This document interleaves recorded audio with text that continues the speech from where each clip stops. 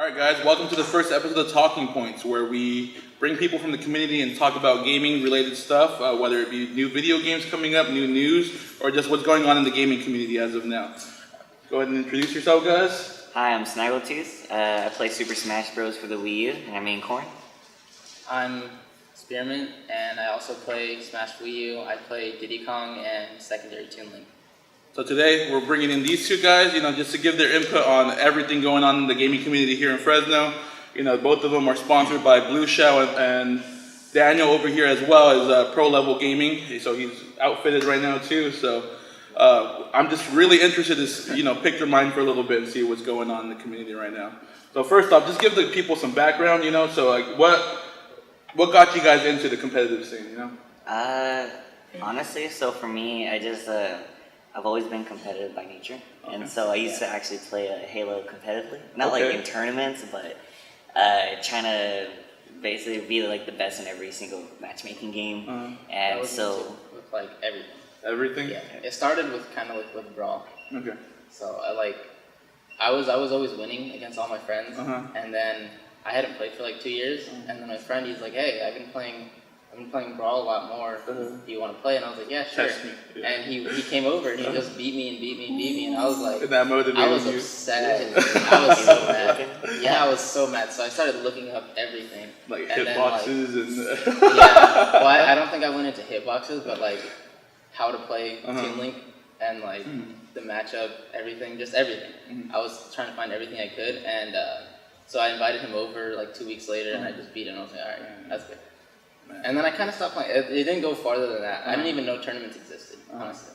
And so when did you start participating in tournaments then? So I would say Christmas for like 2015, I got a Wii U and Smash. And then like January, I started playing it a lot. And then tournaments actually started to pop up on my feed. It was like Melee tournaments. And I was like, what? And so I started watching and I was like, wow, this is insane. Yeah. And so me and my cousin Keto, we started practicing a lot. And then February, I was at school and somebody was talking about a Clovis East tournament. Okay. And I was like, wait, there's a Smash tournament it's getting bigger, East? Yeah. And I was like, dude, you have to tell me where it is and like when. And so he told me, and I went, and that was my first tournament, and that's where I met this kid. And he was the best player there, and I was like, dude. I wasn't only the best player there, I was the one hosting it too. Okay. Yeah. So I was hosting the... Oh, so he's like both. I wasn't just the best. So like, that's like the little crossover. I think there was like 56. Oh my god, there was like about 60 something. And this is at the high school? Yeah, it was huge. And you guys were in high school at the time? Yeah, we were, I think it was like juniors. Yeah, it was like 2016. It's pretty mind-boggling just to see like, oh dang, there's actually this many people that are into it, And then I actually did like super good. I was not good though. Everybody else was just really bad. And I got like 5th or something. I shouldn't have got 5th. I got 1st. Yeah, no duh. I got 5th, yeah. And I know we discussed this a little bit before the video just so that you guys can kind of get an idea. And I know it's probably a hard question because it's been a long time, but what's the first game that really got you hooked into video games?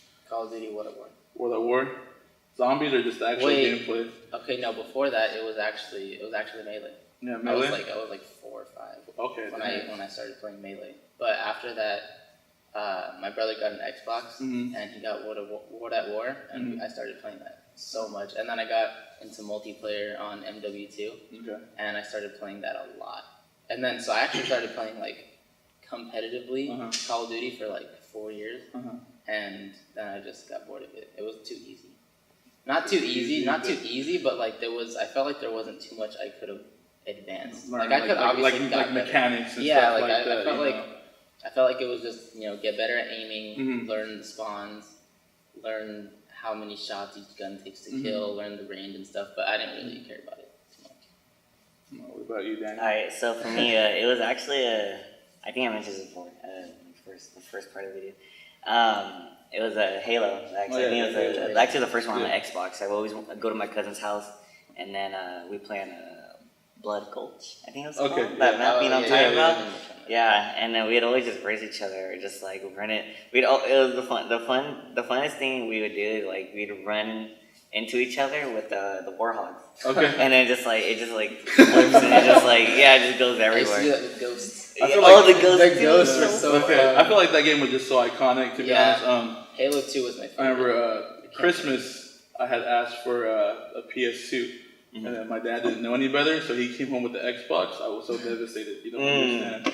But missed out. No, well, like now I'm grateful because they introduced me to a lot of great games, like Halo. Oh man, like all my friends used to come over and just, or vice versa, I'd go over and we just play 4-player Halo all the time. Yeah. And then I'm really into RPGs, and what started that was a game called Fable. I don't know if you guys I love Fable. I didn't even play it. Oh, well, like I did, but I didn't really like it. Amazing! Like that's one of my favorite games I've ever played. That is actually. So how old are you guys? Because you're saying you started off with like Melee. Yeah. When you were 19. I'm also 19. Okay, 19. Yeah. Because like my first memory of video games is like my sisters used to have a Sega Genesis, and we used to play like Sonic Pinball. Oh, we had an Atari stuff. Oh, that's old school, right? Yeah, there. Yeah. And then my first console I can call my own that like my parents bought for me was a Nintendo 64, and it came with GoldenEye. Like one of the best games ever. And then what really changed like my perspective of games was Conquer Bad Friday. I don't know if you guys ever heard of it. Yeah. Oh, it's amazing. Like I probably shouldn't have been playing it at that age, but no, man. Yeah. Really All right. So next up, so both of you guys went to EVO. How was that? So for me, oh man, honestly, I was pretty sad. I played so horribly. Okay. Well, I mean, to my standards, I went 2-2, but for some reason, someone else in SenCal went 5-2, but we placed the same. It's like I think I was just seated higher, so I had like a bye. He had a bye round 1. Yeah. So and then from there, I think I lost in like loser semis, the losers bracket, but. So like he won a match, which put him a lot higher in his bracket, and so when he lost in losers bracket, he was already up here. So like if you lose round 1, you have to go through like a really big run to make it to where he would have. It makes me so mad. Oh my god! That's why I think score doesn't matter. Like 2-2, 5-2. I don't think that matters. I just think it's like placement. Even then, I don't think that matters too much because you could face horrible players and go like make it out of pools, or you could face like you could go 0-2 to super good players. It just doesn't really matter. All right. So real quick, like I don't know too much. Oh yeah, sorry. Before we move on, what decides seeding? Like I was really curious because like I was trying to keep track of everyone too, and like I was seeing people here in Fresno, at least the people I know, like someone was way at the bottom in DBZ fighters, and someone was like placed way on top. So like, what distinguishes that? Do you guys know? Usually, for me as a TO, I usually base seeding off of like if there's a power rankings, I'll base it off of that, Got it. or at least like the top 5, top whatever 10 PR. After that, it's usually based off of like the results, their tournament results, past tournament results, and then after that, it's just opinion, how I feel they deserve the seeding, and then the bottom would be like just people who've never really played. So like we call those people randoms. It's like they've never been here, so it's like it's random for them to show up, Yeah. And then was this your first year going? Yeah. And then this was second? My second. Okay, got it. But so I was gonna say like the match I lost in winners. I beat them first game and it was pretty even. The second game, I actually had a huge lead, and then that's when I got nervous because it was more of like excitement nervous. I was like, oh my god, I'm gonna make it out of pools because like after that was like it was a free match and then. It was winners finals with the top 50 player. So like, if I lost that, I'd make it out of top 20. Yeah, he's 20. He's a top 20 player, fallen, and he's a Rosalina player. And once I versed him, whether if I win or lose, I made it out of pools. But even though he was top 20, my character specifically has a really good matchup against that character. Okay. So if I would have beat him, not only I would have made it out of winners, I would have beat a top 20 player, which would have got me like some good recognition. Yeah, and everything. yes. It gets you going and everything. Like, so I got nervous for that. I was like, oh my god, and I shouldn't have, and I've never ever had that happen before. And so like, and yeah, I think so. Yeah. So I kind of like basically let him come back. I was too scared and chilled. I was recovering wrong. Your guard was up too much. Yeah. He just wasn't punishing anything he should have been punishing. Yeah. He was just kind of just waiting. Third game, he took my stock early, right? So I was thinking, I was thinking like, well, if he can come back from like that last game, then I could too. Come back, yeah. So that's exactly what I did. He only got like 30% on me because he took my stock like when he was at 50, and so he only put 30% on me, and then I took his stock.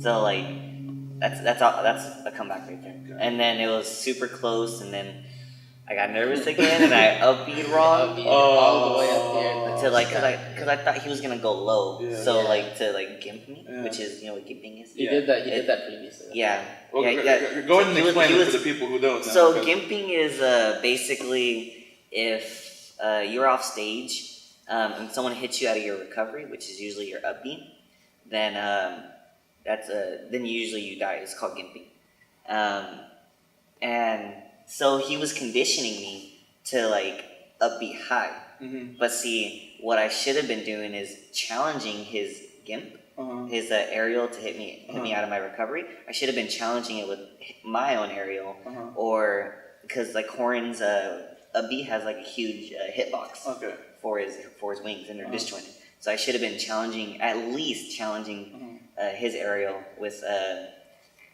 my upbeat of my wings, because he's Mennonite. He has a disjoint, which is his sword, but it's like a toothpick. Yeah, it's like that. So I just wasn't thinking clearly, and oh my god, that just made me so mad. It's so easy to look back on your matches and say, "Oh, why didn't I even do this?" Like this is one thing that amazes me about Smash. Like people just see it and they're like, "Oh, it's just like a simple fighting game," but there's so much like information that goes into like hitboxes, like all this stuff you guys are talking about. Frames. You know, like frames, everything, dude. Like it's nuts. Like that's why like I like playing it, but like, I can't see myself playing it competitively. I feel like, oh man, there's so much you have to learn to be able to play. When I first got into it, I was just playing like casually, like competitively. Like, oh, I'm just gonna practice and I'll get better. But it's a lot more. You have to study a lot. There's a lot of mentality that goes into it too. Yeah. Like you have to learn a lot and how to deal with yourself. It's more than I bargained. It's a little stressful, but I liked it. All right, so what would you guys have done differently if you guys would have, like now that you guys experienced it, went through it, like like for future reference, For that tournament specifically. Yeah, for EVO. Oh, for EVO. Okay, yeah. I thought you meant like. Starting Smash. Starting Smash. I could think I could do a lot of things. Yeah. For EVO, go ahead, you can go first.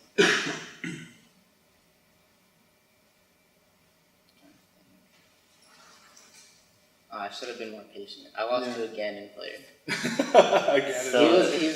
Okay, so apparently he's #1 in West Virginia, but like, it's just like I wasn't playing patient enough, because usually what I do against Ganon is I just like wait. Like Diddy Kong has banana, so I just put banana in front of me, or I hold it right, and they can. If I have the lead, they have to come to me because they have to hit me. Otherwise, I'm just gonna win if I time them out. Yeah.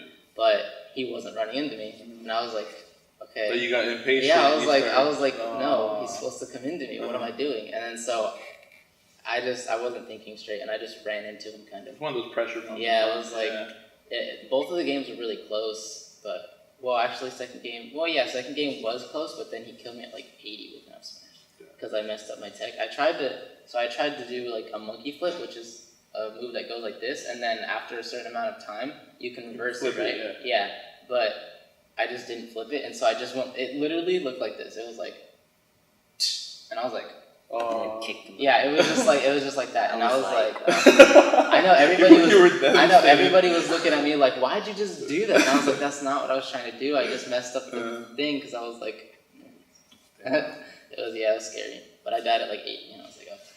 I wasn't even that mad because. I don't know. It was cool seeing a low tier character like that make it out of pools. I haven't been getting too upset lately at losing. That's good. Yeah, good. I kind of just level mind. Yeah, I kind of just like accept it. Like, okay, I lost, but it's fine. Sometimes it's rough. Sometimes losing is rough. I don't think anyone likes losing. Yeah, so. You're never gonna be happy losing. Yeah. Never. So for me, I guess going into EVO. I should have drank some water. Like it's not even like a John. It's just like usually when you drink a lot of water, you don't feel as nervous because you feel a little more you feel a little more better about yourself. I think I ate water pretty. helps you breathe too. Yeah, Breathing's important. Breathing's important, man. It sounds I dumb. wasn't but it's breathing, that's it's why. Like, if you don't drink enough water, your breathing like gets a lot worse, and that hurts. That hurts you in game mode. Because a lot of people, they like take really deep breaths in between matches, and it like calms them down. That's like a lot of people's mid-set meditation thing.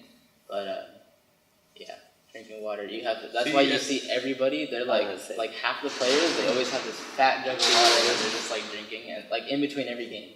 And see, people say esports aren't real sports. No, you need to stay hydrated. Like it's a joke, like stay hydrated. But I mean, it's what was so dumb is a bottle of water at EVO was like $6 to $7. That's how they make that money. Yeah, and I'm talking about like a 20 ounce. Like, okay.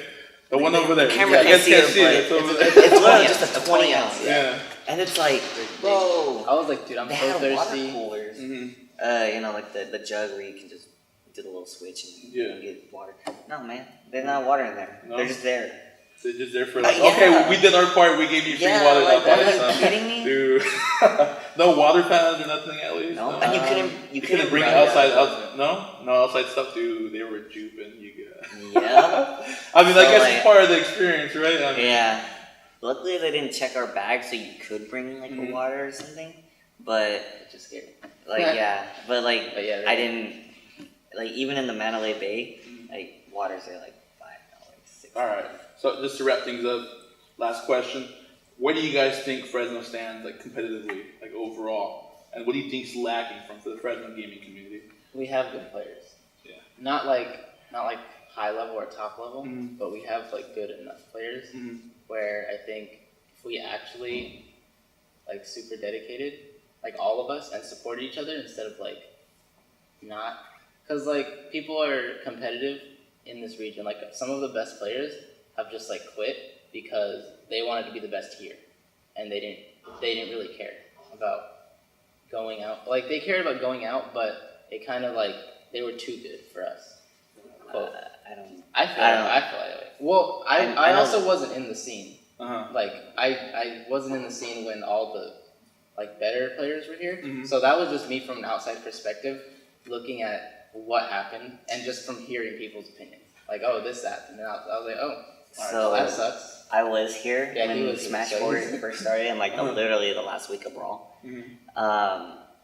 The reason why all of our top players left was because it was more of they had lives, Like, well, okay, let me rephrase it. For example, one of our best players was like probably top 5, and his brother actually. They were brothers, and he was a Dr. Mario main, and then the other one was a Falcon main.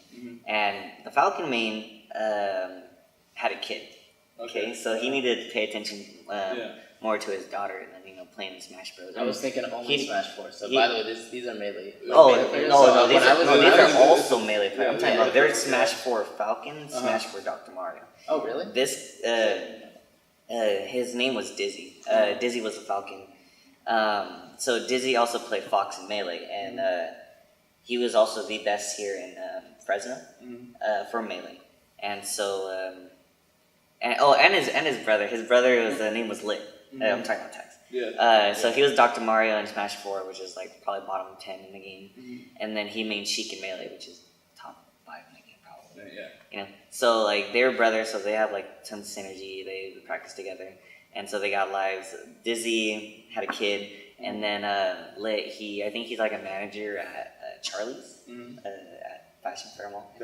So like he has to attend to his job more than go to tournaments, so that means he doesn't have time to practice. So eventually, just people got lives. So live just catches up to you. Yeah, and then I think I only had a few certain players in mind. And then there was also this one player named Crow. So Crow was actually probably our best player in terms of like he traveled out, and people in SoCal knew him, people in NorCal knew him. Sometimes even on East Coast, he's really known online. Sometimes not for good reasons, because he has an ego. He kind of like crap talks people, but other than that, he's a really nice guy. Once you actually get to know him, that's how everyone is in person. You know, people online they're like trolls, and people. That's part of the game. Yeah, people in person are like they're just really good teachers. People are really good people in person. Yeah. So like the reason why Crow left was because he's the interpreter for sign language for the deaf community. Okay. And so he has to attend to that. He also does like little, I don't know what they're called, but they're like speeches. You know, like TED Talks? Those type of things. Yeah. Like, I know one time he had to go away for like a week or so to go out of state to talk for something about that. So pretty much just life Just catches like, up to basically you. just like... So do you think it's more like the timing? Because like I feel like, you know, not to say it wasn't viable back then, but I feel like right now at this point in time, like this is when you can actually make it as like an actual player, like whether it be competitively, whether it be streaming or something, like you can make a job out of this, you know. So like you think it was just like wrong timing for them, like unfortunate, or most likely, most likely, because I guess aside from like timing, or I was gonna say like what was I gonna say? I was gonna say, I think a majority of people that were like super good but then like quit, they like, I don't think they had it in mind like, oh, I want to take this all the way. They were like, it was just temporary. It was fun and it was really like nice, you know, playing and getting that good. But like, if I had to think of a future, like I don't really want to go play competitively for the rest of, or like for like 10 years or something. I don't think they wanted to. I think they had, you know, other things in mind. It was just a side hobby, you know, and it just so happens that they got super good. And then your question on like what holds Fresno back. Yeah, what do you think's lacking? That's my main thing. Like, I know everyone has their own opinion. I'm just curious to see what you guys feel. So in my opinion, it's like I think people just give up too easily. Okay. Like I've seen so many people out of like my 4 years of like being at tournaments and even hosting tournaments, talking to people. Like, they just get discouraged after their first tournament, after their, like, 10th tournament. They're just like, I just don't want to do this anymore, I'm always losing. But it's like, we all have to start somewhere. Yeah. Like, my first tournament, I went 0-2, you know?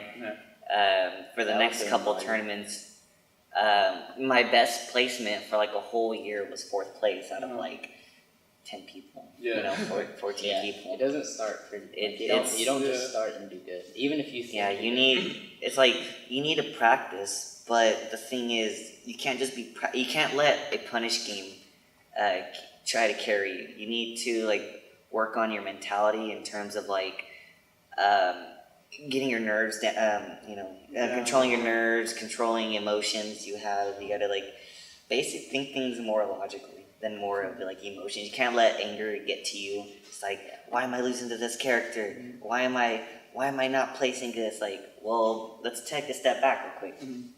Why are you losing? You know, what are you doing to practice? It looks like you're just going in training mode, just practicing on the CPU, like doing combos. Like, combos. Like, that means you're just gonna be relying on someone to make a mistake.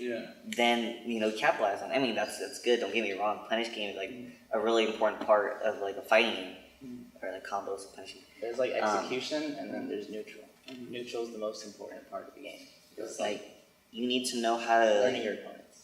You need to know how to like, you know what microspacing is? Microspacing. You need to know how to like. Be at a certain distance. Let's take. This is getting a little technical. Let's take. Positioning. Basically. Really important. So let's take. You need to be aware of people's burst ranges or like what you can punish of theirs. Let's take Fox. Let's take Corn for example. Okay. My training partner is a Fox, so I'm pretty good at the matchup, and it's considered a bad matchup for Corn. So like. Fox, his burst range, which is his dash attack, and it's frame 4, so that means there's in one whole second there's 60 frames. So like think of it as like 60 frames or 60 seconds in a minute. So there's 60 frames in a second, and so it comes out on frame 4. Okay, about right here to right here. If I stand from right here, and he tries to dash attack me at this range, look what I can do. Punish. That's neutral. See, there's so much technical stuff. Yeah. All right, but just to wrap this up, guys. All right. So, any final thoughts, like on Fresno gaming community, or just stuff like that? In terms of like the gaming community, like There's a lot of dedicated people. Yeah. I think Well, I want to see them. There needs- People, you guys need to come out. You know, Yeah, I was we gonna say, like, host these events. You you know, guys need to- we need try to to do listen this. to what you guys are asking for. You know, you guys just come out, guys. Like, don't be discouraged. Just come out here and just give it a shot. like it's not only just competition. Like I met my closest friends Yeah. through Smash Bros. Honestly, like they say, like after high school, you don't really talk to like your high school friends Yeah. anymore I unless don't. if they're like, I don't. yeah, I don't either. But And it's like that's true, hang out but with But all your gaming buddies, Yeah, these are right? actually pretty my much true who I friends. hang out with. It becomes a community, right? Mhm. And that's what we're trying to encourage here. You know, so all right, There's guys. some people who aren't good, Yeah. like, and they still come just because, they Yeah. like being around their friends. Just watching. I see a lot of people just Yeah, watching, there's a lot right? of You people know. who come just to talk to Yeah. their friends. They don't even compete in the tournaments. They just come to talk and hang out. Mhm. There's some people who still do that. Well, I'm glad you guys were able to make it today, guys. You know. All right, thank you guys for watching Talking Points. Until next time.